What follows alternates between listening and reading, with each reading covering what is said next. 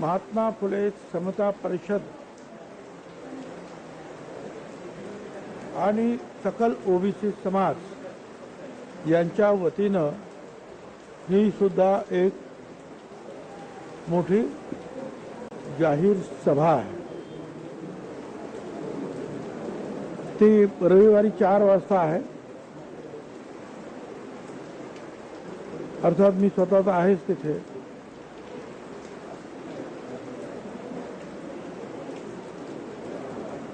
धनगर समाजाचे नेते प्रकाश शेंडगे येणार आहे। भटक्या विमुक्त समाजाचे लक्ष्मणराव येणार आहेत। धनंजय मुंडेचा सुद्धा फोन आला होता की मी सुद्धा येणार आहे। असे अनेक लोक येतील वेगवेगळ्या समाजाचे। आमचे 374 जाती आहेत। सगळे लोक काही बोलू शकणार नाही। सत्संग मुंडे तिथे आमचे आहेत, तिथे सुभाष राऊत आहेत। ही मंडळी जी आहेत ती सगळी व्यवस्था करताय। कसं आहे ना की आज म्हणजे एकीकडे आता पाऊस आणि शेतीचे प्रॉब्लेम सुरू आहेत लोकांचे, आणि दुसरीकडे असं ऐकायला येतं की रोज एक दोन जे आहेत आत्महत्या होत आहेत ओबीसीच्या आमच्या मुलांच्या। आतापर्यंत 9 ते 10 आत्महत्या झाल्या। मोठी विदारक परिस्थिती आहे। आणि त्या सगळ्यांचं असं आता आहे की आता आपलं सगळं संपलेलं आहे। मला तर आपल्या द्वारे ह्या सगळ्या आमच्या मंडळींना कळवायचं आहे ओबीसीच्या की बाबा काही तुम्ही काळजी करू नका। आपल्या आत्महत्या करण्याचा अजिबात त्या वाटेला जाऊ नका। आपलं आरक्षण टिकवण्यासाठी आम्ही प्रयत्नाची शिकस्त करणार आहोत आणि मला खात्री आहे की आम्ही त्याच्यामध्ये विजय मिळवणार। आपण ज्याप्रमाणे मी सांगितलं की आम्ही रस्त्यावर म्हणजे आता रॅलीज वगैरे या आम्ही घेणार आहोत। आणि एक प्रकारचं जे आहे सरकार आणि जे कोणी काही पुढारी असतील या राज्यात, त्यांना ती एक ओबीसीची शक्ती जी आहे ते शक्ती प्रदर्शन आहे ओबीसी। आणि कोर्टात सुद्धा आहे, कोर्टात 5 रीट अर्ज दाखल आम्ही केलेले आहेत आणि चांगले वकील त्यासाठी उभे आहेत।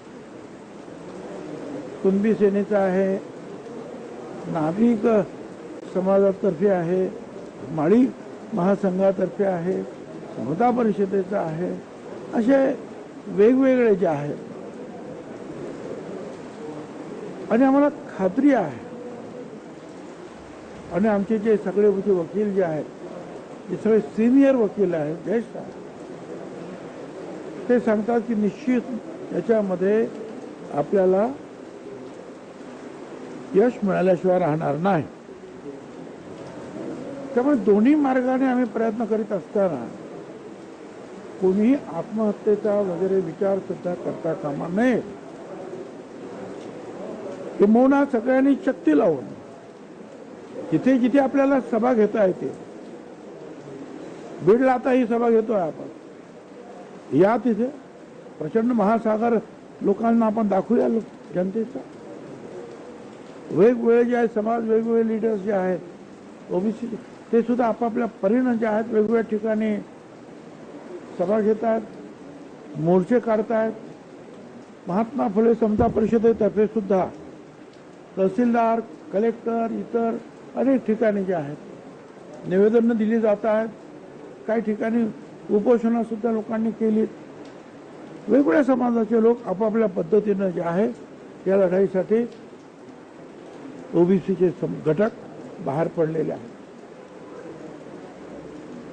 आणि म्हणून पुन्हा एकदा मी आमच्या ओबीसी समाजाच्या कार्यकर्त्यांना सगळ्यांना सांगतोय, जनतेला,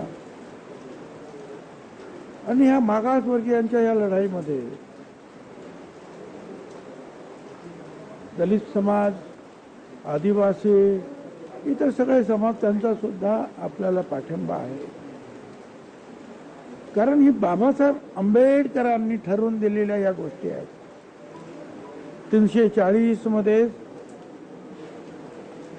ह्या ओबीसीच्या लहान लहान घटकांना, जातींना एकत्रितरित्या काही मदत केली पाहिजे. स्पष्ट म्हटलेलं आहे की काय करायला पाहिजे. 341 मध्ये अर्थातच दलित समाजाचं संदर्भामध्ये त्यांनी याची जी मांडणी केली आणि 342 मध्ये आदिवासी समाज. तर आम्ही सगळे जे आहोत ते तिन्ही घटक हे बाबासाहेब आंबेडकरांनी निर्माण केलेल्या आणि पार्लमेंटने मंजूर केलेल्या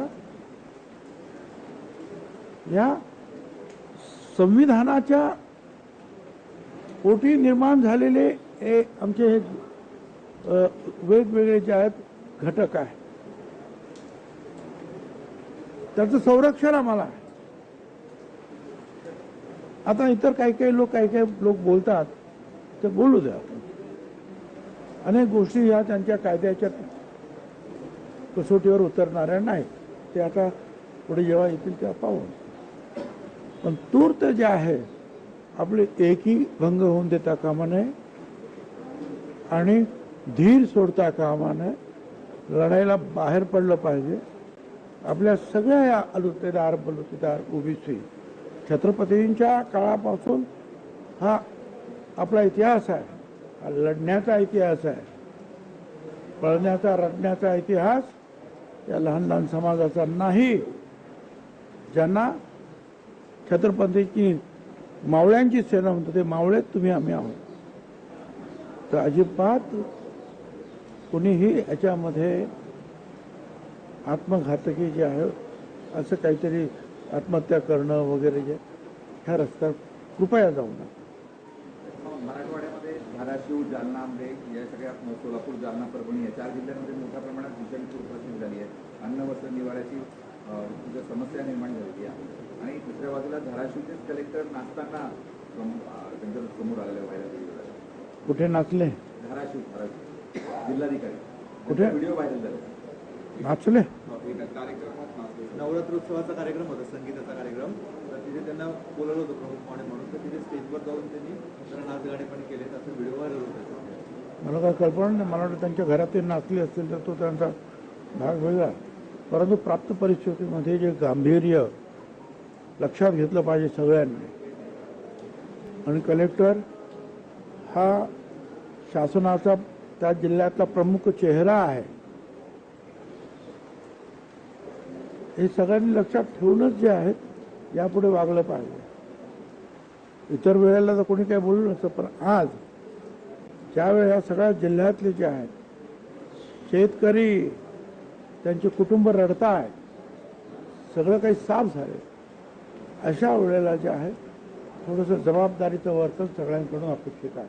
यावरच आरक्षण टिकवण्यासाठी प्रयत्नाची पराकाष्ठा करणार आणि आम्ही विजय मिळवणार असं देखील छगन भुजबळांनी आश्वासन दिलेलं आहे. तर ओबीसी बांधवांनी काळजी करू नये, ओबीसी बांधवांनी आत्महत्या देखील करू नये असं देखील छगन भुजबळ म्हणतात. तर या लढाईमध्ये दलित, आदिवासी समाजाचा देखील आपल्याला पाठिंबा आहे. लढाई एकत्र लढायचं आहे असं देखील छगन भुजबळ यांनी यावेळी सांगितले.